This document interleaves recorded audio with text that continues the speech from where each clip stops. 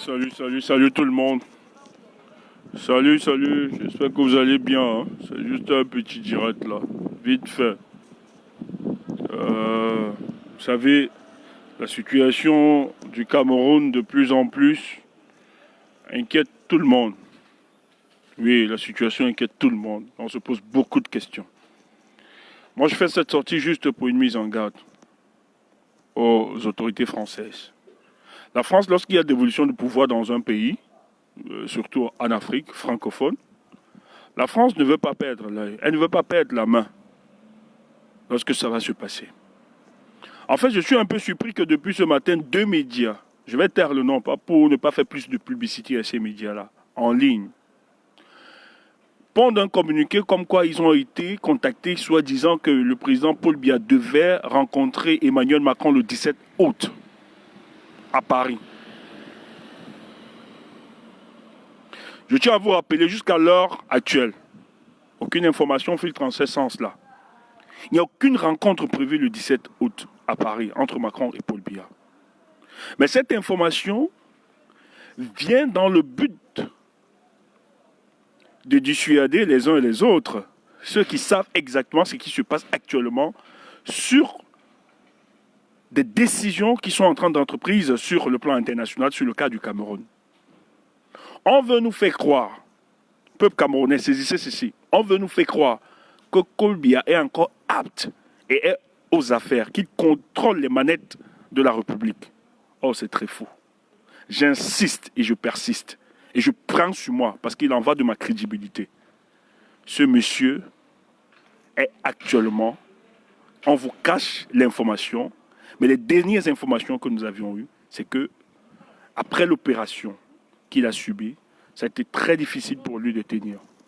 Donc, ne vous laissez pas leurrer, ne vous laissez pas tromper. Après son opération depuis dimanche, il y a eu des complications et c'est très difficile pour lui. Mais maintenant, ça va vite. Et aujourd'hui, on veut manipuler l'opinion nationale et internationale en faisant croire qu'il est encore apte, en faisant croire qu'il a les contrôles, qu'il a les manettes de la République. Or, c'est faux. Et j'invite ces médias que je respecte d'être très sérieux, d'être très responsables, que le peuple camerounais a acquis une certaine maturité politique dont on ne peut plus tromper. Nous scriptons chaque instant ce qui se passe, l'évolution. Et la Suisse, qui, elle nous dit qu'elle joue, elle a une certaine neutralité. Moi, je suis surpris que la Suisse a accepté tranquillement qu'on puisse manifester dans les pavis de l'hôtel intercontinental. On sait que les enjeux sont tellement politiques. Et la Suisse est en train d'être sous-traite ce qui se passe au Cameroun via la France. On sait ce qui se passe. On sait que depuis quelques jours, les services de renseignement français rôdent à la clinique Valmont. Tout est sous contrôle. Aucune information ne filtre. Tout est verrouillé. Ce que vous allez faire dans d'autres pays de l'Afrique francophone, où vous aviez décidé d'édier nos États comme États, des monarchies, et que ça doit être des présidents à vie, c'est-à-dire si l'hégémon n'est plus là, c'est son fils qui pourra le remplacer, ou bien un de ses dauphins. Le peuple camerounais a longtemps combattu, s'est toujours défendu et a toujours protégé sa souveraineté. Et cette fois-ci, nous sommes une génération qui avons décidé de prendre en main notre propre responsabilité. Il faut qu'on libère notre nation. Et c'est ce que nous sommes en train de faire aujourd'hui. Donc moi, je vais inviter tous les combattants, tous les activistes, tous ceux qui se revendiquent de notre bord. Restons mobilisés et éveillés. Les heures et les jours qui approchent vont être des jours fatidiques de notre combat. Ne vous laissez pas manipuler. Je prends sur moi, ce type, vous ne le verrez plus. Il ne peut pas se lever de son lit. Vous ne le verrez plus. On vous cache l'information comme on a caché pour le père Bongo, comme on a caché pour Idriss Déby, parce qu'on veut vous présenter, on veut vous faire une continuité, version Tchad, au Congo, au Togo. Donc soyons vigilants, je dis bien soyons vigilants.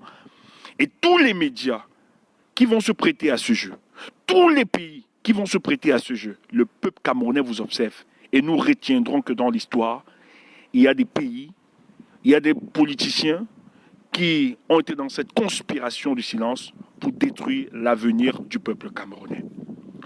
Je vous invite à être éveillés.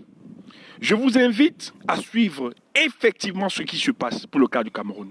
Et j'invite tous les opposants sérieux du Cameroun de ne pas négliger cette information, de ne pas jeter comme du papier hygiénique cette information, mais de questionner la pertinence et de se préparer. Parce qu'on prépare ici l'effet surprise. On veut surprendre les Camerounais, on veut surprendre les hommes politiques, on veut surprendre beaucoup. Mais seule notre détermination et notre audace nous libérera finalement de ces mécréants à la tête de notre République.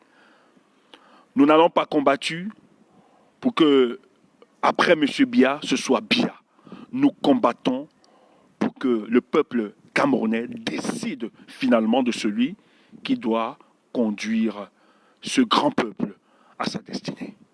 Donc, soyez vigilants, soyez attentifs, restons mobilisés, que personne ne vous détourne, que personne n'essaie de vous manipuler, qu'on ne vienne pas vous divertir. Il y a des choses qui sont en train de se passer actuellement.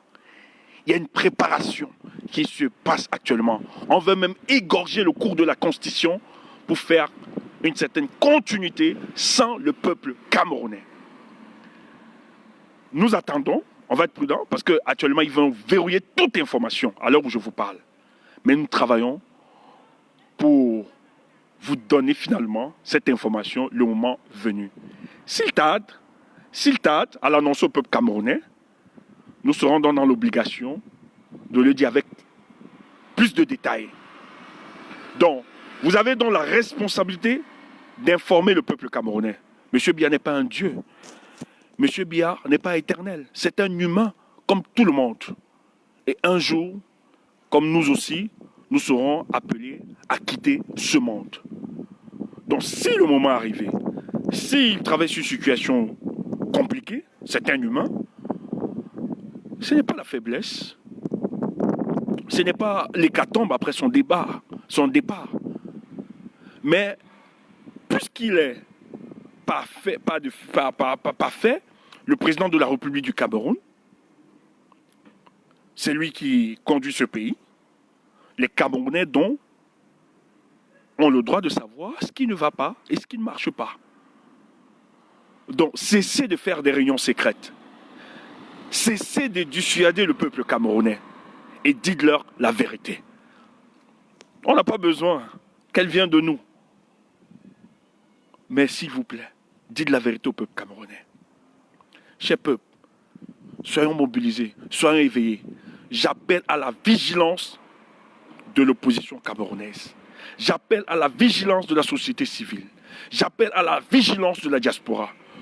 Je nous invite à mettre sur pied des stratégies qui vont nous permettre d'organiser des vives marches de contestation au sein de la diaspora pour nous faire entendre.